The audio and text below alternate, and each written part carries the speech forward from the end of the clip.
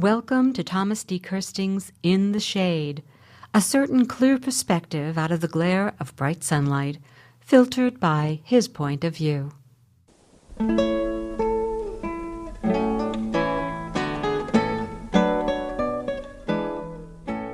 This is Tom Kersting, In the Shade. What's so great about Gatsby? Suddenly, like the glow of fireflies on a summer night, The Great Gatsby is everywhere. The Leonardo DiCaprio remake of the film has generated a renewal of interest in the story. Tiffany's is advertising the Great Gatsby collection, and Gatsby parties are suddenly the rage. While we might expect a revival of the fashions of the period as well, the style and excesses of the Roaring Twenties do not account for the greatness of F. Scott Fitzgerald's seminal work.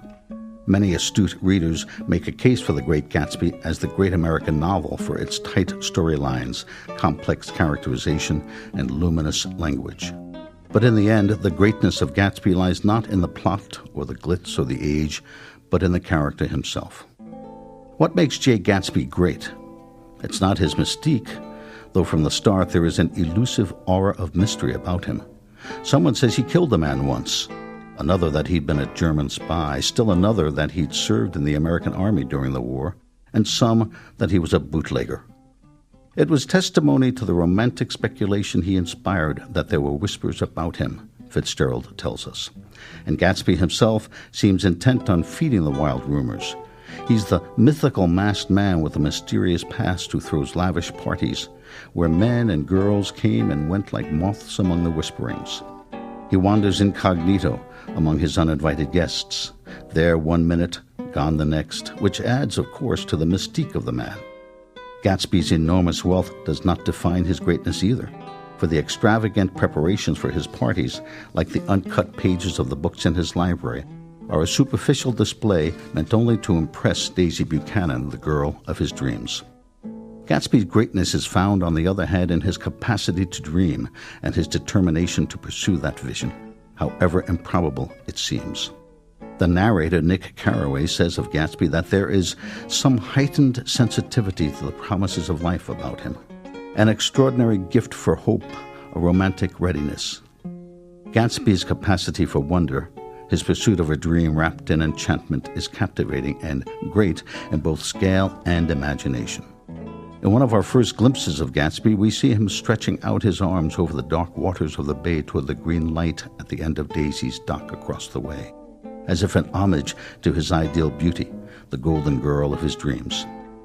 Having amassed a bountiful fortune in order to impress Daisy, he later dazzles her with the evidence of his newfound wealth, only to find that the moment is anticlimactic, as Nick tells us.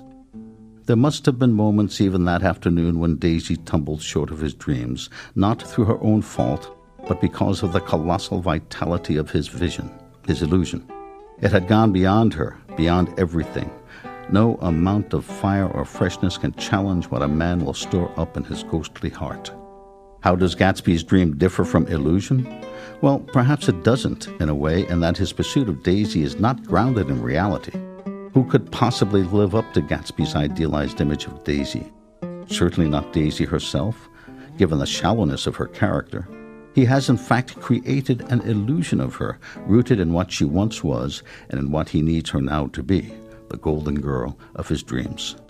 Yet once Gatsby is reunited with Daisy, she cannot measure up to his dream, and as with the green light at the end of Daisy's dock, the enchantment vanishes. His count of enchanted objects, Fitzgerald tells us, had diminished by 1. The enchantment gone, the remnant of Gatsby's dream has become a delusion as he squats beneath the bushes of Daisy's window, seeking to protect her from her abusive husband. Inside, she plots with him to abandon Gatsby to clean up her mess. And so we learn from Gatsby in the end that while great passion is admirable, great delusions may be lethal.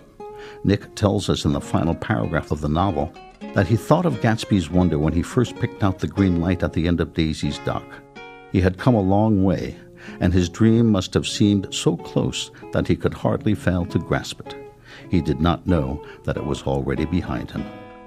Fitzgerald closes the book with the words that grace his own epitaph in a quiet little churchyard in Rockville, Maryland. So we beat on, boats against the current, borne back ceaselessly into the past. Until next time, this is Tom Kersting for Pawling Public Radio, In the Shade.